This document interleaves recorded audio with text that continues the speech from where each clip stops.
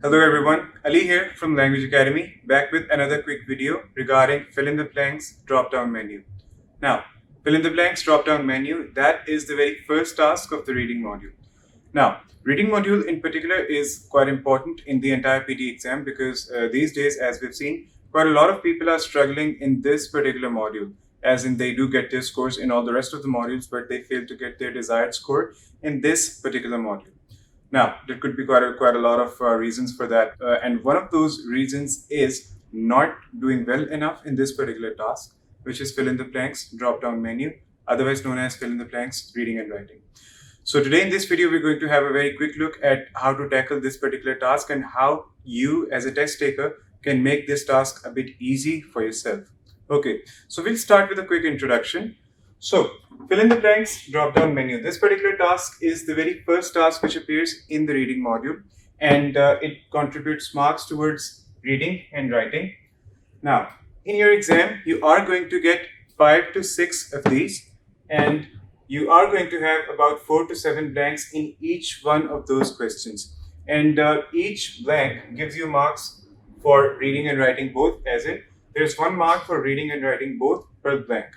So, now, how to tackle this? Well, what happens in this particular task? You get a paragraph, and in that paragraph, you get some blanks.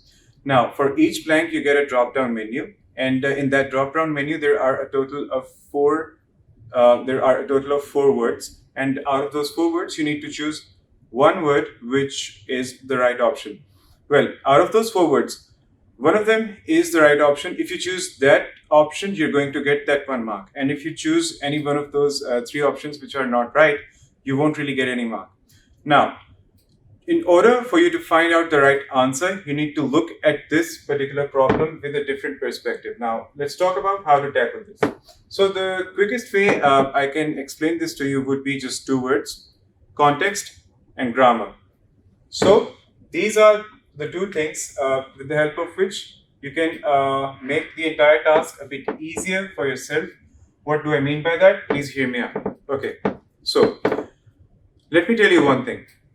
The right option will always satisfy. The right option will always satisfy these 2 points, as in whatever the right option will be out of those 4 options, whatever blank you're considering at the moment. 4 options, 1 of them is right, the rest of the 3, they're wrong. The right option will always satisfy the context and the grammar. Let's start with the context. So what do we mean by the context? Well, the context really means that the entire meaning of the entire text, as in whatever has been written before, right before that blank and right after that blank, the entire thing basically. You need to have a good understanding as of what exact message is being conveyed in the entire text. Using that knowledge, it can basically bring you 1 step closer to choosing the right answer. So the right option, whatever the right option is, will always satisfy the context without any exception. Moving on, there is then the question of grammar. It will always be grammatically correct. Putting in other ways, it will always satisfy the grammar. Okay, as you know, I'll start with a very basic, very trivial example. Helping verb are is used with plural subjects, and helping verb is used with singular subjects. You know that, of course. It is very common knowledge, to say the least. So that's exactly what I mean by the grammatical hints. You can use these grammatical hints to arrive on the right answer for yourself. Now, since we know that those are the 2 things which are going to be satisfied by the right answer, we're going to take this from this point onwards. We're going to take this for granted that the right option will always satisfy the context and the grammar. Now, talking about the grammar, we here at Language Academy, we have singled out a couple of grammatical rules, and out of those rules, I'm going to discuss 2 of them with you here in this video.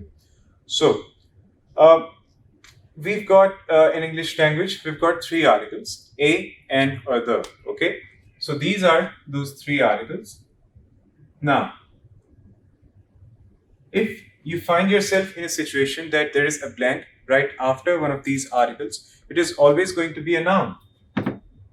Okay, now what exactly is a noun? What do we mean by a noun? Well, a noun is anything which gives you the name for a person, a place, or a thing.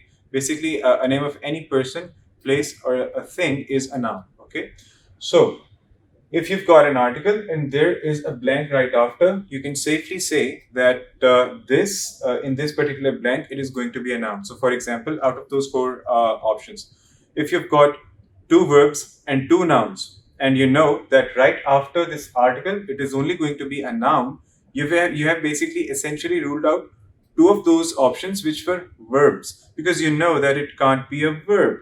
It is only going to be a noun. Okay. So, for example, uh, I am going to borrow a dash from library. I am going to borrow a dash from library. So, a book from library. What is a book in terms of English parts of speech? That essentially is a noun. Okay. So that's what it means by that. So having a look at these rules that I'm talking about, you can basically narrow down the those grammatical hints that I'm talking about, and you can use them very, very quickly.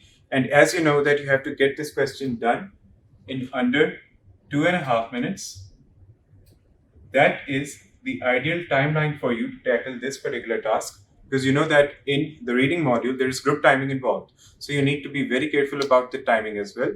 So you have to do this question within 2.5 minutes. So that's basically it. Now, moving on to the next one. If you find yourself again in a situation that there is an article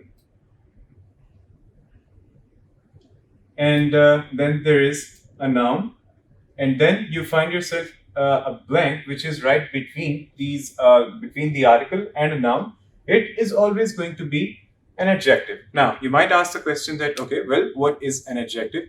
And an adjective is a word which qualifies a noun or a pronoun. Okay, so any word which gives you, which tells you about the quality of a noun or a pronoun is an adjective.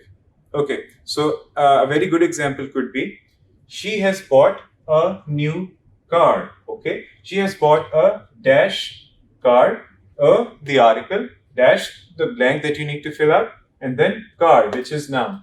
So again, guys, if you find yourself in a situation that there is an article and a noun and there is an adjective in between, it is always going to be the adjective in that particular blank. Okay. Now, those are essentially just two of those rules that we discuss in our classes here at Language Academy. So I hope that this video was a bit helpful for you, and it will help you with your endeavors regarding the PTE. Now remember, grammar is a very important part of fill in the blanks. If you're confused as to, and if you find yourself in a situation where you can't really find out the right answers within time, you really do need to consider the grammar and the context into your approach for this particular question. I hope you've learned something from this video and it is useful for you. Thank you very much, and I'll talk to you in the next one.